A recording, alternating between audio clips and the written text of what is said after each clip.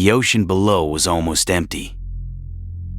It was the kind of emptiness that makes a map feel less like a place than a warning.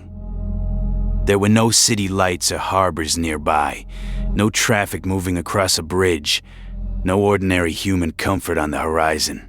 Just black water, storm systems, an island so remote that most people would never see their names unless they were already lost. Somewhere between the lower edge of Africa and the cold reach of Antarctica, the night held still. Above it, an American satellite kept watch. It was not new. It was not glamorous.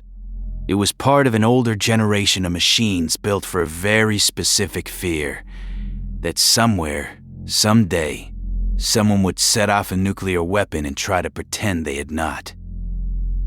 The satellite was called Vela. The name sounds almost gentle. The job was never gentle. Its job was not to understand politics. It did not know treaties, alliances, elections, or diplomatic embarrassment. It did not know which countries were allowed to say the word nuclear in public and which countries preferred silence. It watched for light. At 00:53 Universal Time, on September 22nd, 1979, the sensors registered something. First came a sharp pulse. Then came a second, longer pulse. To the system that had been designed to recognize atmospheric nuclear detonations, that pattern mattered. It was not just brightness. It was shape. A double flash, the optical fingerprint that nuclear weapons leave when fire expands, is briefly swallowed and blooms again. The machine had seen something that looked like a bomb. No one was watching it happen from orbit. There was no astronaut at a window, no operator making a judgment in real time. The record was colder than that. A curve on an instrument, a sequence of numbers, a pattern that would be carried down into rooms where people understood exactly what that pattern usually meant. That is what gives the opening its strange force. The witness does not sound dramatic. It does not tell a story. It simply records. And then the world stayed quiet. Moscow said nothing. Pretoria said nothing. Jerusalem said nothing. There was no footage on the evening news, no confirmed blast site, and no crowd of witnesses calling in from the coast. Just a satellite record. 2 pulses of light, lasting less than a second, from one of the emptiest corners of the world. And then a question that would move through classified rooms for decades. If this was a nuclear test, who did it? And if it was not, why did so many people inside the government seem unable to let the file close? This is Tom Mackenzie, and you are listening to Unexplained History. Tonight, we are going to the far southern ocean, to a Cold War file where the mystery is not built from a single witness or a rumor in a newspaper. It begins with a machine built to catch nuclear lies. And in 1979, that machine accused somebody.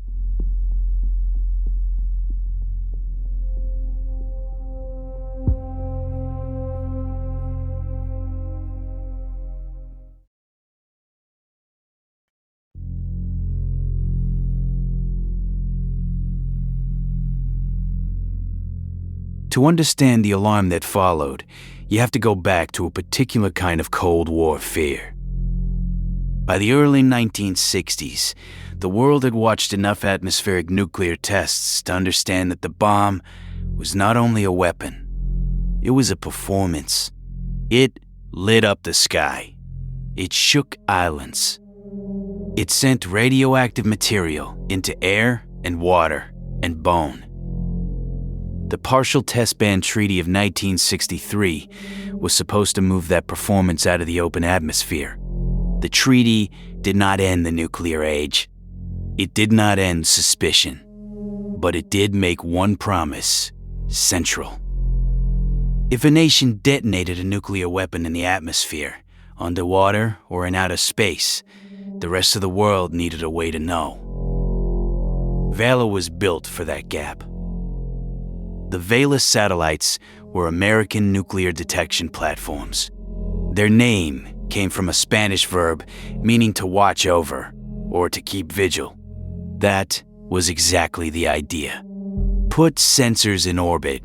Let them circle above the weather, above borders, above official denials. Let them watch for the flash that no press secretary could edit. One of their key instruments was called a bang meter. For the ear, think bang meter. It was designed to measure the light curve of a nuclear explosion. Not just a bright event, but a very specific kind of bright event. An atmospheric nuclear blast produces a strange optical signature. There is a first, intense flash as the weapon detonates. Then the expanding fireball becomes hidden by the shock wave in heated air. Then, as that shock front becomes transparent, the fireball shines through again in a longer second pulse.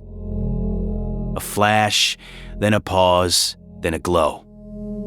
To a human eye at the wrong distance, it might be impossible to interpret. To a properly placed sensor, it could be a signature. And Vela had a reputation. The system had detected known atmospheric tests before. It was not a hobby instrument. It was not a rumor collector. It was part of the machinery of nuclear verification. The record shaped the way people reacted to the September signal. If an ordinary camera had caught a flare on the horizon, officials could have filed it under mistake, reflection, or weather. If a sailor had reported a glow, the report might have become one more strange sea story. But Vela carried institutional memory. It had been built by people who understood what nuclear light looked like. The Cold War depended on watching. Treaties meant very little if nobody could catch violations. Nuclear secrecy was not only about bombs hidden in bunkers. It lived in the space between what a government did and what it could plausibly deny. So the satellites circled. They collected flashes, gamma rays, X-rays, and other signs of nuclear activity. They were part of a broader detection net, a technological answer to an old human problem. Trust was too dangerous, and confession was too rare. By 1979, the satellite involved in the incident was old. Some accounts referred to it as Vela 6911, or Vela 10, or Vela 5 billion, depending on the naming convention. It had lived beyond its expected life. It was, in a sense, an aging witness. Old machines create a special kind of doubt. If the reading is inconvenient, age becomes a way to question it. Maybe the instrument drifted. Maybe the hardware was tired. Maybe a system built for one era of nuclear monitoring had become too fragile to trust without backup. But old machines can also become trusted precisely because they have history. They have records. Engineers know their habits. Analysts know what they have seen before. An old witness can be unreliable, or it can be experienced. Vela lived in that uncomfortable space. But aging does not mean useless. On September 22nd, it recorded the double pulse. The phrase sounds tidy. Double pulse, optical event, sensor reading. But inside the defense and intelligence world, it pointed toward a category of event with enormous consequences. A nuclear test is not just an explosion. It is a message. It can say, "We have crossed the threshold." It can say, "Our weapons work." It can say, "Our enemies should reconsider." And if the test is secret, it says something more complicated. It says the state wants the power of the bomb without the cost of admitting it. The Vela signal entered that world. It did not arrive as a quiet scientific puzzle. A treaty monitoring system saw a pattern it was built to see, and the pattern seemed to come from a place where no innocent explanation was immediately satisfying. A machine built to catch lies had just raised its hand. Here is what makes this case different from a lot of Cold War mysteries. We are not starting with someone saying, "I saw a strange light." We are starting with a military detection system designed around one question: did somebody just set off a nuclear device? That does not make the answer simple, but it does make the opening hard to dismiss.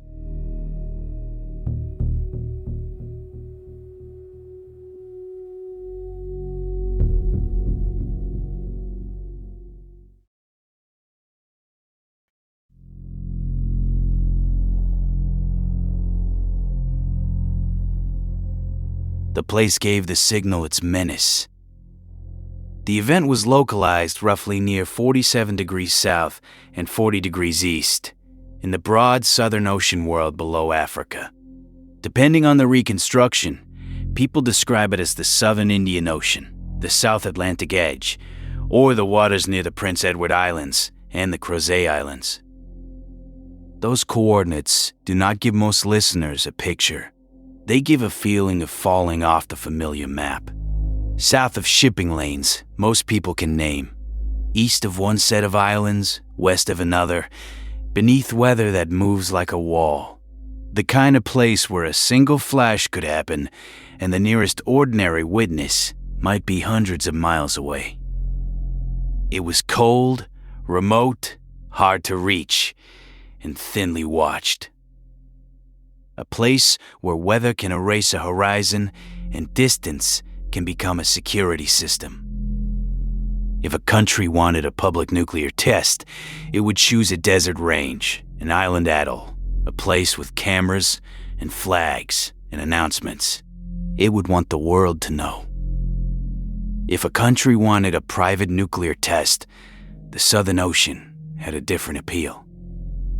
A test that would not have been easy. Remote does not mean convenient. It means controlled in a different way. Ships would have to move. Crews would have to know only what they needed to know. Weather would have to be accepted as both risk and cover. If it happened, the operation depended on the same thing that later protected the mystery: distance. There were no crowds waiting with binoculars, no dense civilian population nearby. Bad weather was common. Ships could be explained, aircraft could be denied, and a flash might be seen by almost no one except the machines built to see it. That emptiness turned the map into a suspect. South Africa was not far from the political center of the suspicion. In the 1970s, apartheid South Africa was isolated, militarized, and increasingly interested in nuclear weapons. Its government faced regional wars, international condemnation, and fear of abandonment by Western allies. It also had resources, technical ambition, and a state security culture comfortable with secrecy. Israel occupied a different but connected place in the imagination of the case. By then, Israel was widely believed to possess nuclear capability, while maintaining a policy of nuclear ambiguity. It did not openly test. It did not openly declare. It lived inside a carefully managed silence. A suspected partnership between Israel and South Africa was politically explosive because it solved some practical questions while creating bigger diplomatic ones. It also fit the way secret programs often work. One country may have the place. Another may have the design. One may need distance from the act. Another may need technical confidence without a public test series. Cooperation does not have to look like a treaty signed under flags. It can look like quiet visits, shared materials, exchanged expertise, and a deliberate absence of paper. The theory traveled because it gave the Flash a political architecture. South Africa had geography and isolation. Israel had suspected weapons knowledge and reason to avoid an open declaration. Together, in the minds of analysts and later researchers, they formed the dark center of the theory. But theory is not proof. The ocean held that tension perfectly. The emptier it looked, the more useful it became to both sides of the argument. For believers in the nuclear test explanation, the remoteness made sense. Of course the test would be there. For skeptics, the same remoteness created a problem. The map was suggestive, not decisive. The Southern Ocean became a blank screen. Think about what would have to be reconstructed after the fact. A ship log, a flight plan, a weather track, a radioactive particle carried hundreds or thousands of miles from the place where it began, a signal from a satellite looking down through cloud and darkness. Every piece would arrive separated from the others. Someone would have to decide whether they belonged to the same event or only seemed to, because the human mind is very good at making patterns under pressure. On that screen, you could project a secret test, an undeclared alliance, a diplomatic cover story, or an instrument artifact born from a freak accident in orbit. The location did not answer the mystery. It made the mystery survivable. The map keeps pulling researchers back, because the desert range would have left roads, fences, towers, personnel, and a bureaucracy built around repetition. The Southern Ocean offered almost the opposite: movement without landmarks, weather without witnesses, a suspected scene that could not be revisited in any normal sense because the scene itself was water, air, and a few seconds of light. To investigate it was to chase an event that had already dissolved. Because if nobody can stand in the field and point to the blast site, then every side can keep speaking in conditional language. Those phrases are where Cold War secrets like to live. And in this case, the empty ocean gave every government involved just enough room to avoid the one sentence that would have changed history. Yes, it was ours. That is the first pressure in the HUD. Vela. File. The signal points toward something huge. The map points toward almost nobody. And that is exactly the kind of place a secret would choose if a secret could choose its own weather.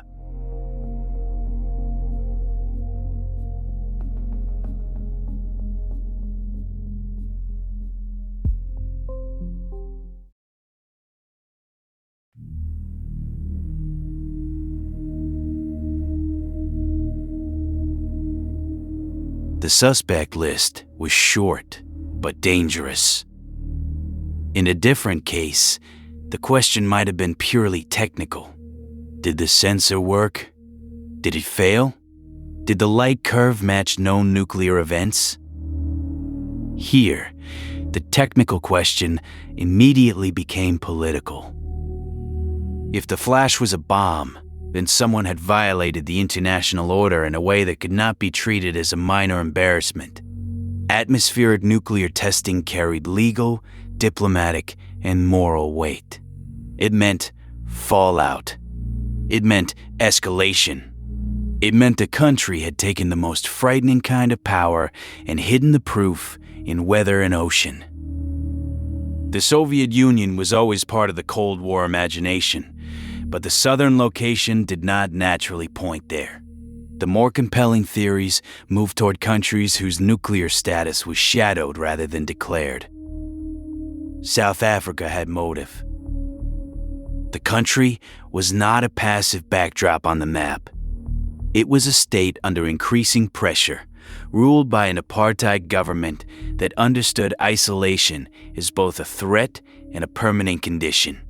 Its security establishment saw enemies around its borders, and in the diplomatic language of the wider world, its apartheid government was fighting to survive in a hostile regional and international environment. It feared Soviet-backed movements in southern Africa. It feared sanctions. It feared isolation. A nuclear weapon could be imagined as a last resort guarantee, a way to force attention if the regime ever felt cornered. The South African program was not fantasy. It existed. Later, after apartheid, South Africa would acknowledge and dismantle nuclear weapons. That fact keeps the country inside the Vela story, even when the details remain disputed. Israel had motive of another kind. The Israeli question was more delicate because so much of it lived in careful silence. Nuclear ambiguity was not an accident of wording. It was a posture. It allowed enemies to believe enough to be deterred, while allowing diplomats to avoid the full consequences of an open declaration.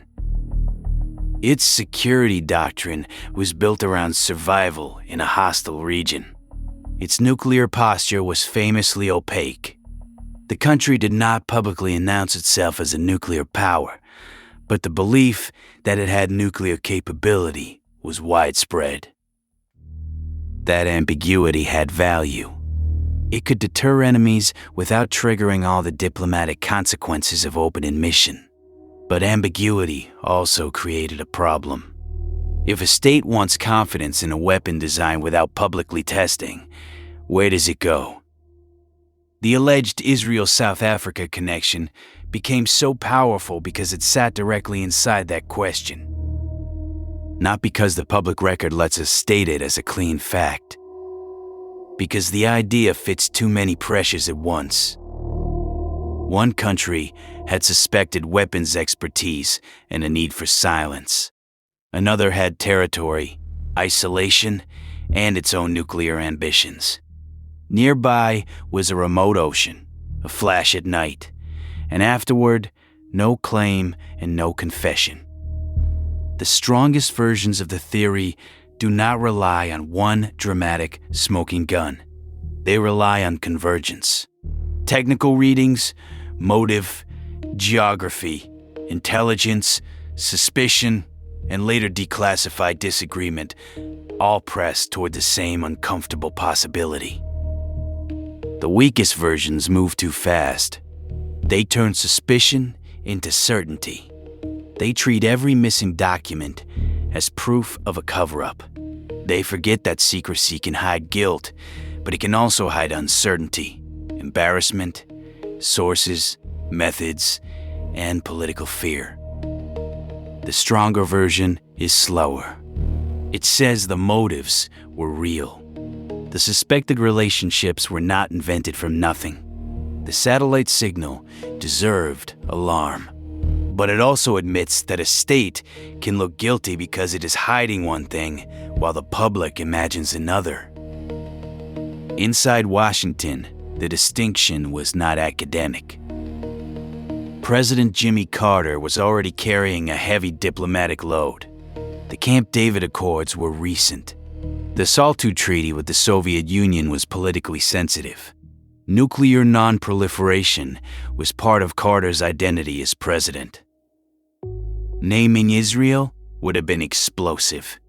Naming South Africa would have been explosive. Naming both together would have been worse. It would not only accuse two governments, it would force the United States to decide what kind of consequence followed from the accusation. Would it mean sanctions, public condemnation, quiet pressure, intelligence embarrassment, a rupture with an ally, or a crisis around a nuclear program that officially lived in shadows? Every answer was costly. So the Vela signal entered a world where the truth, if it was a test, was not merely hidden.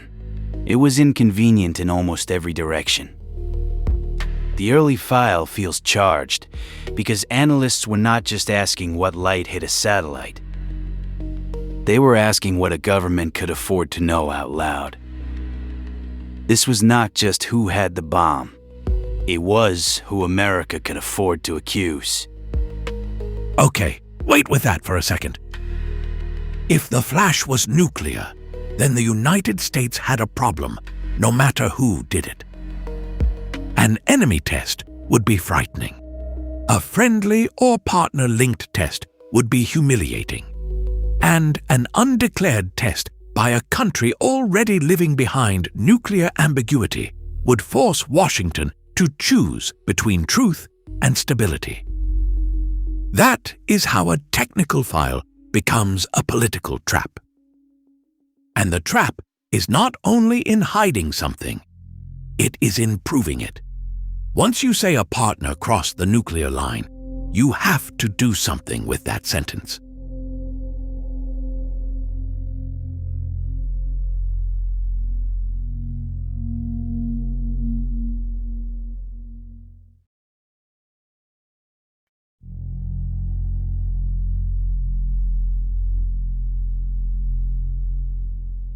After the signal, the search moved from orbit to Earth. That movement is easy to say and hard to picture. In orbit, the event was a curve. On Earth, it became logistics. Aircraft, filters, routes, collection canisters, meteorology, lab benches, and people trying to catch invisible evidence before it thinned into the background of the planet. Somewhere, the satellite records stopped being just numbers in a telemetry stream. It became paper on a desk, plots on a screen, a curve with two humps that people could point to with a pencil and quietly ask, "Is that what we think it is?" A nuclear detonation should leave more than light. It can leave radioactive particles. It can disturb the atmosphere. It can create acoustic traces across ocean and air. It can show up in strange places, carried by wind, rain, and time. So the question became practical. Where was the rest of the evidence? U.S. Air Force aircraft conducted atmospheric sampling missions after the detection. Crews went looking for radioactive debris that could turn a satellite reading into a chain of proof. The crews were not chasing a visible plume. They were flying into probability. A crew could fly for hours through the right patch of sky and still come home with nothing but filters, numbers, and doubt. The suspected particles, if they existed, would have been shaped by wind fields, altitude, rain, and timing. An aircraft could be in the right general theater and still miss the decisive trace.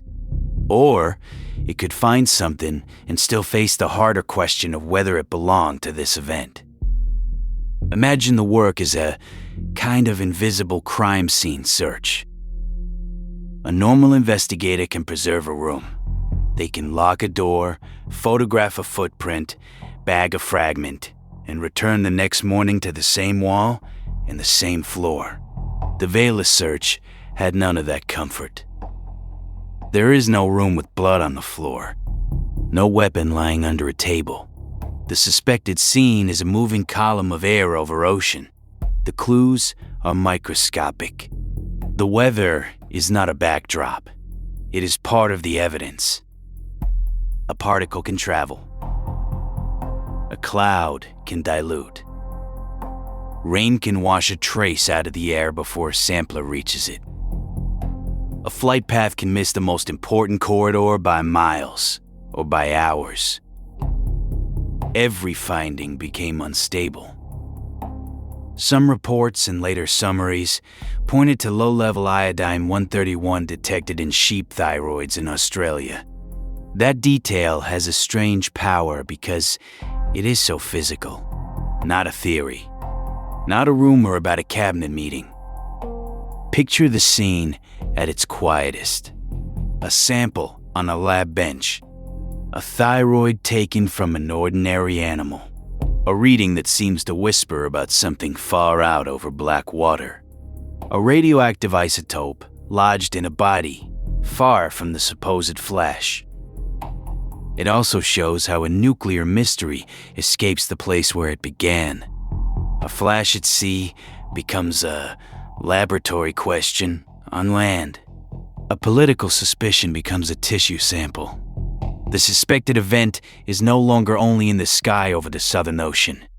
It is in reports, animals, filters, charts, and arguments about whether any of those things truly belong together. But even that clue was contested. Iodine-130, one can point toward nuclear activity, but connecting it to a particular event across distance and weather is not simple. Timing, source, and background all have to line up. The trail can become suggestive without becoming conclusive. Then there were reports of an ionospheric disturbance detected by Arecibo Observatory. Again, powerful if connected, ambiguous if isolated. A disturbance in the ionosphere sounds like the sky itself reacting.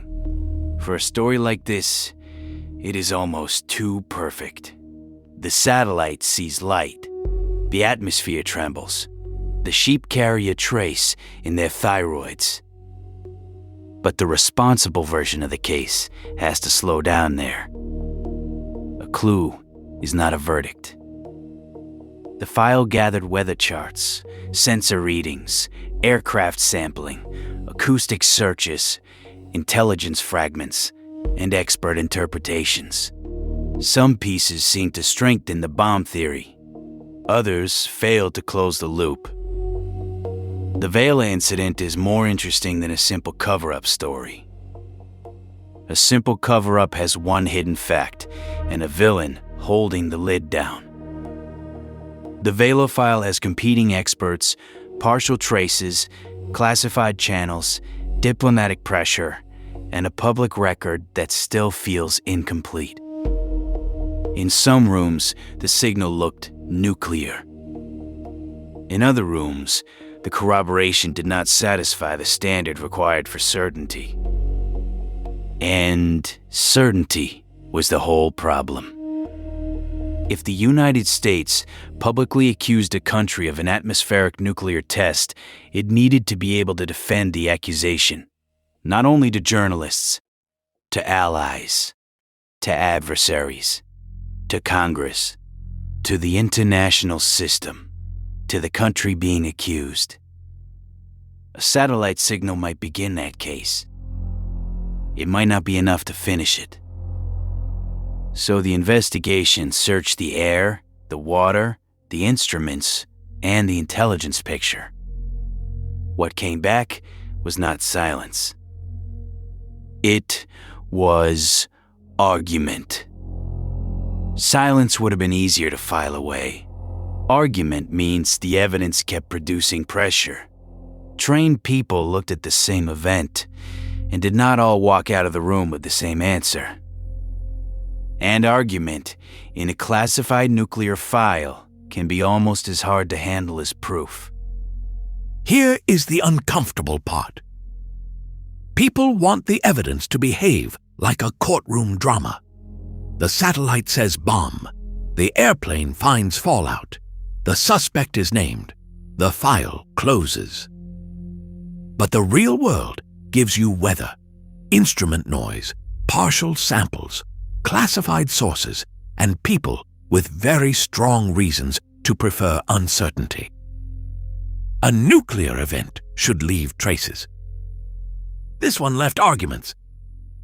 And if you are sitting in government, arguments are dangerous in a very specific way. They do not let you act cleanly, but they also do not let you forget. They keep the file alive without giving you the relief of a decision.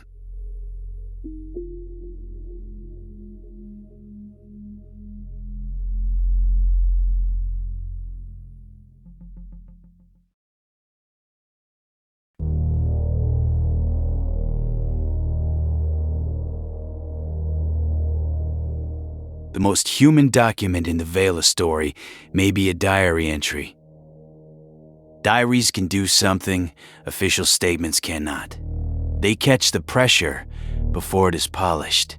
They preserve the thought while it is still awkward, still provisional, still too dangerous to turn into a public sentence. It was not a censor curve, a lab report, or a public statement prepared by officials, choosing every word with care. It was a president's private line. On February 27, 1980, Jimmy Carter wrote about the incident in his diary. The wording is often cited because it changes the emotional temperature of the case. Carter recorded that there was a growing belief among scientists that the Israelis had conducted a nuclear test explosion in the ocean near the southern end of Africa. That sentence does not prove the event. It does something different. It shows what the possibility felt like inside the presidency. By then, the Vela signal was not merely a strange reading from an old satellite. It had moved through expert review, intelligence concern, and political calculation.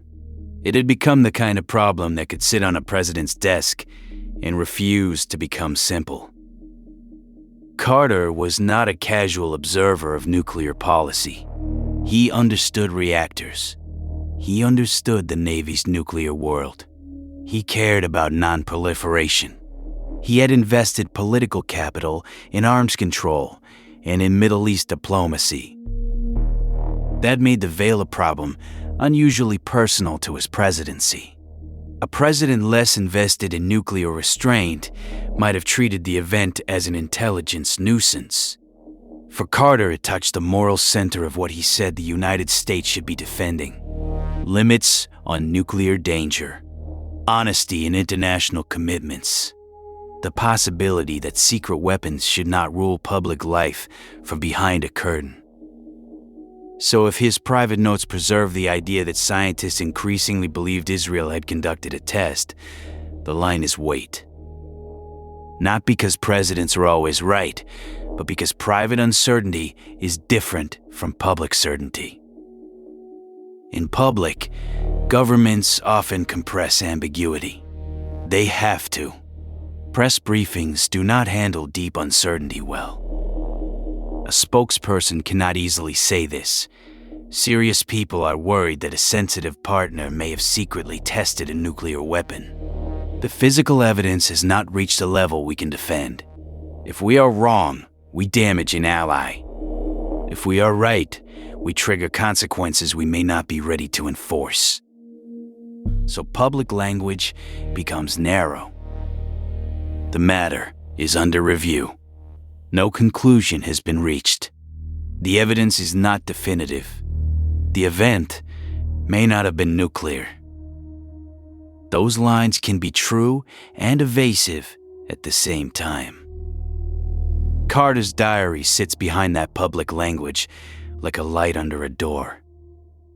It does not open the room, but it shows someone was inside. The timing sharpened everything. The late 1970s were not a calm period for American foreign policy. The Iranian Revolution had shaken the region. The hostage crisis was underway. The Soviet invasion of Afghanistan would transform the strategic mood. The SALT II treaty was already politically vulnerable. A confirmed secret nuclear test connected to Israel, South Africa, or both would have landed in the middle of all that. For Carter personally, it would have collided with two commitments: human rights and nuclear restraint. South Africa's apartheid government was internationally condemned. Israel was central to American Middle East policy. A clandestine nuclear partnership between them would have been more than awkward. It would have suggested that the world of public diplomacy and the world of nuclear secrecy were not merely separate. They were contradicting each other. The diary line survived because it gives the Vela Incident a face. A president, months after the flash, still dealing with the possibility that the satellite had caught something real. the line also raises a harder question. If the belief was serious enough to write down privately, why did the public answer move away from a nuclear conclusion? There are benign possibilities. Maybe the evidence weakened. Maybe the experts who leaned nuclear could not overcome the gaps. Maybe the satellite reading was less reliable than it first seemed. Maybe the non-nuclear explanation was simply the best technical answer. There are darker possibilities too. Certainty may have forced consequences nobody wanted. Ambiguity may have become a tool. Maybe the official position did not need to prove nothing happened.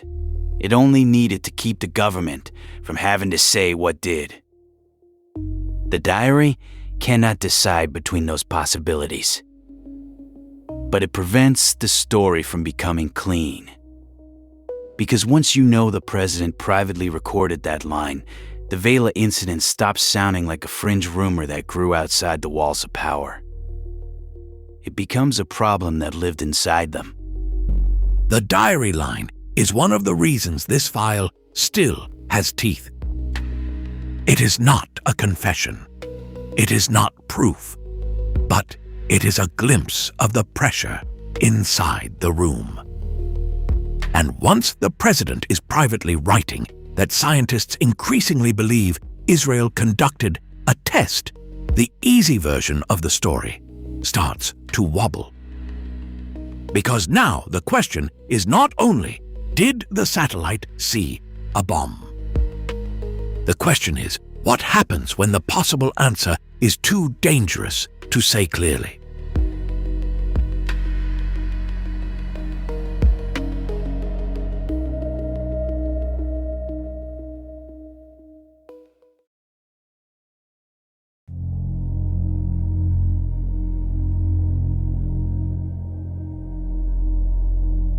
Then came the explanation that would define the public argument.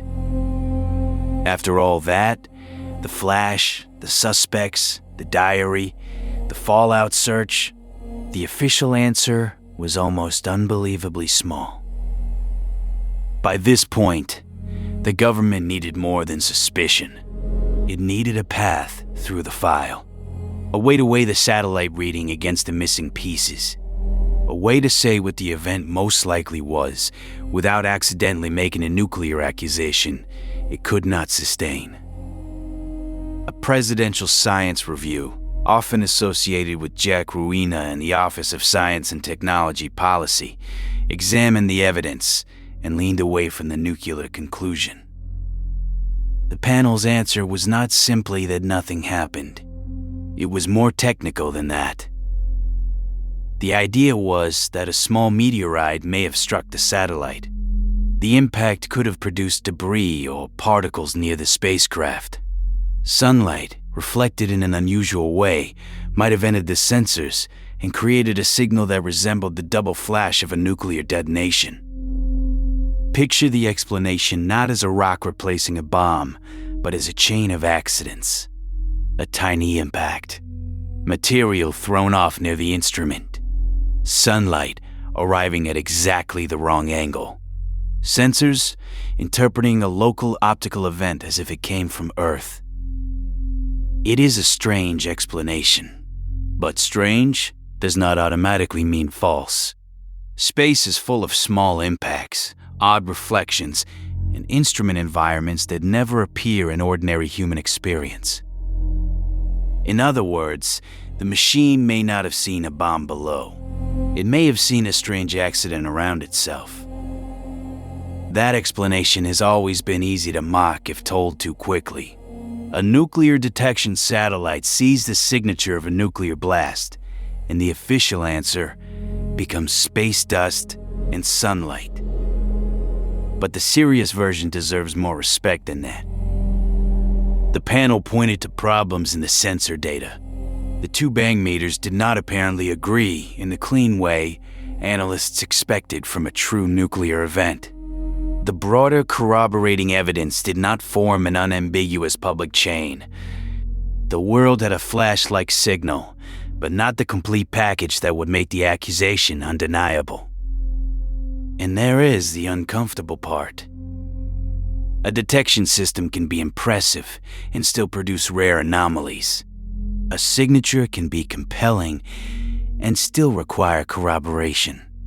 A politically convenient explanation can also contain real technical reasoning. That last point keeps the story honest. It would be easy to make the panel into a group of men sent in to bury the obvious.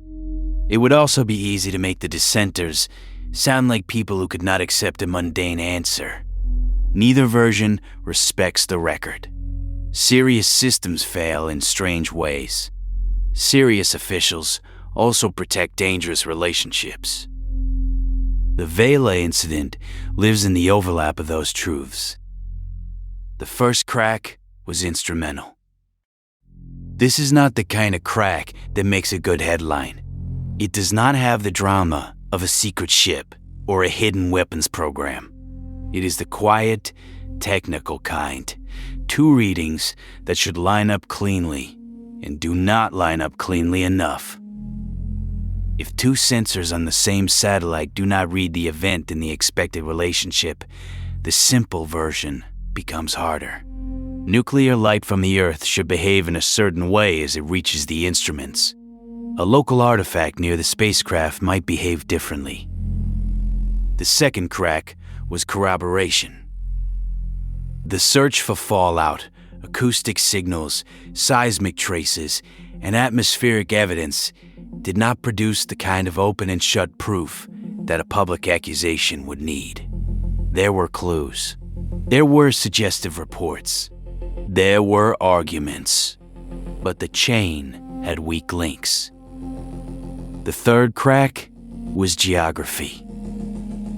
The Southern Ocean made a secret test imaginable, but it also made reconstruction difficult. Remote does not only help the conspirator, it also hurts the investigator.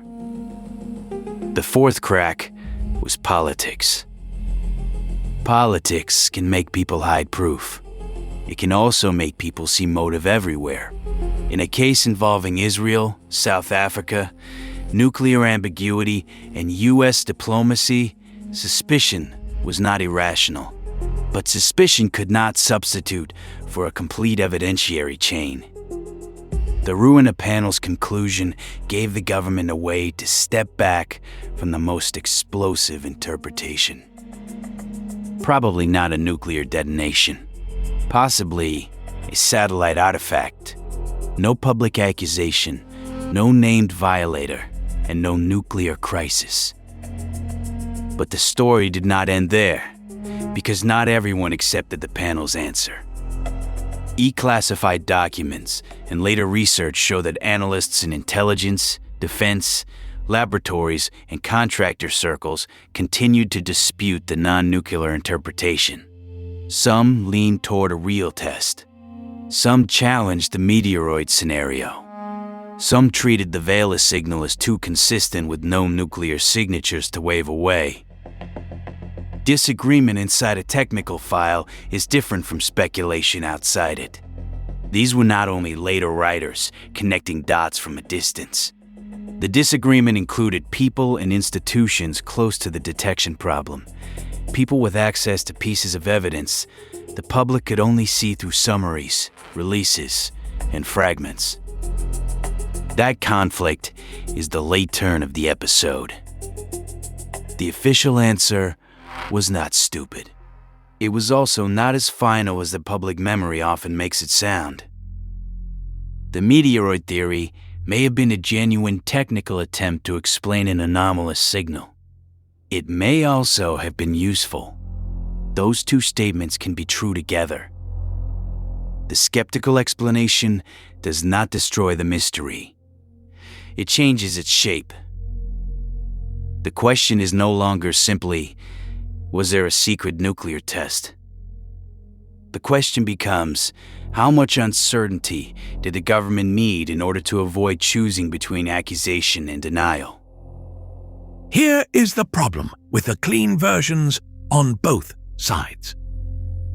The conspiracy version sometimes acts like the meteoroid explanation was obviously ridiculous.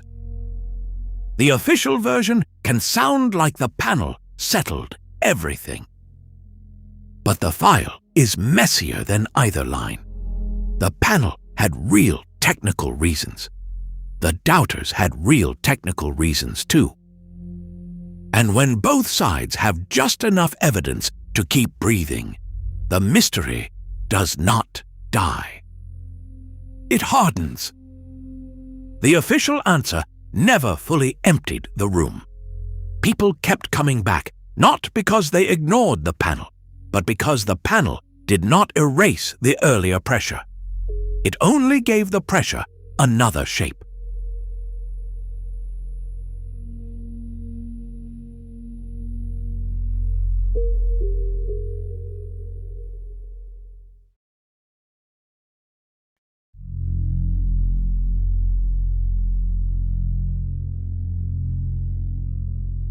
Decades later, the Vela Incident still does not sit neatly in one box.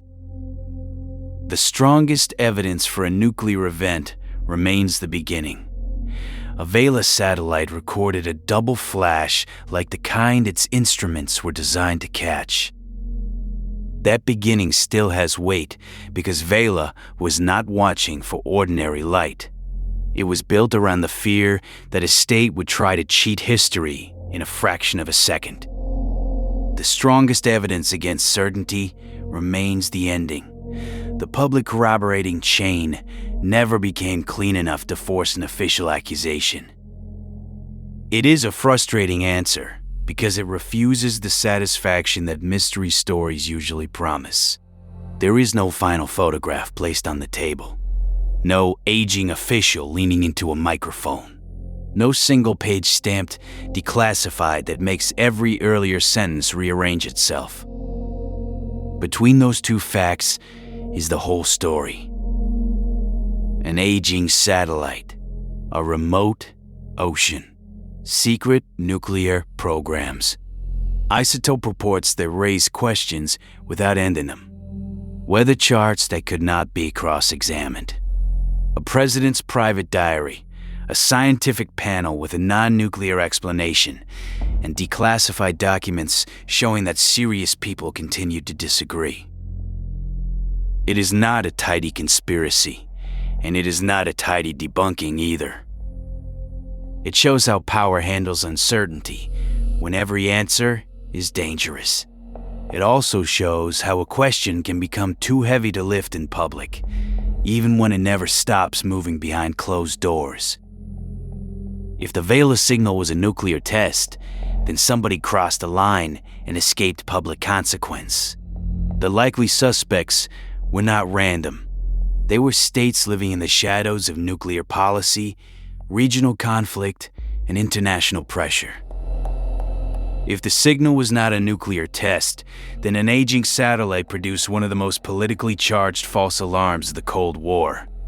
The government then had to explain why the machine built to catch nuclear deception appeared to accuse the world of one. Both possibilities are unsettling. One possibility says a bomb may have been hidden. The other says the systems built to reveal hidden bombs can themselves create ghosts.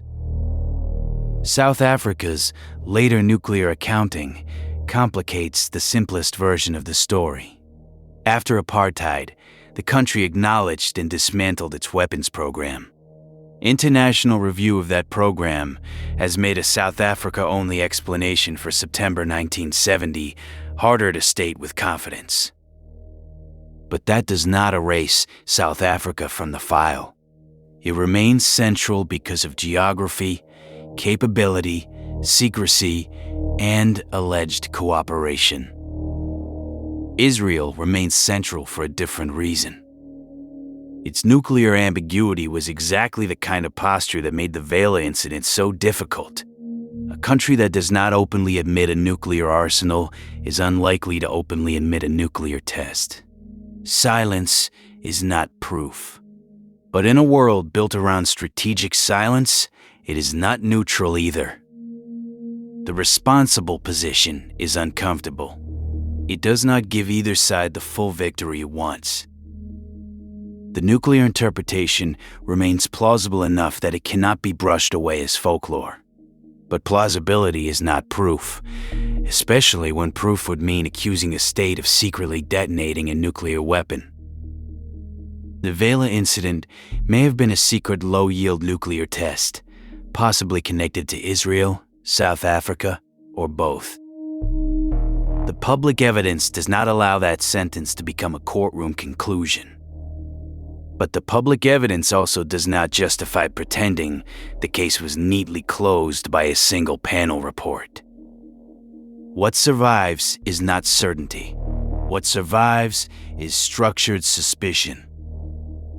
A machine saw something. Experts argued over what it meant.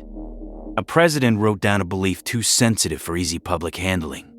The official explanation offered a way out, and the documents released later showed that the way out did not convince everyone who had seen the file. Maybe that is the historical lesson.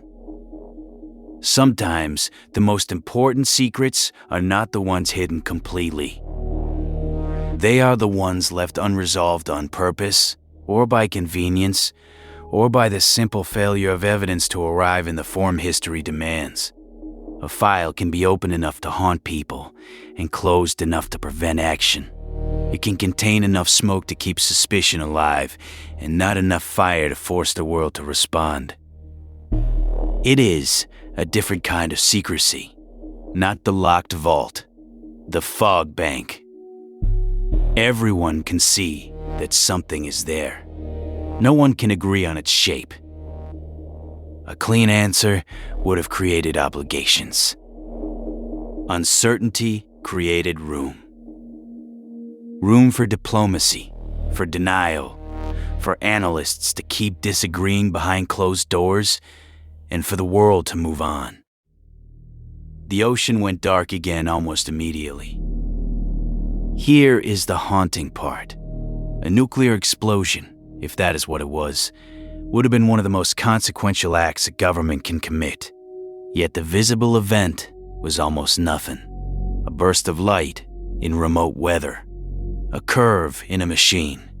A few seconds in the life of a satellite that most of the world never knew existed.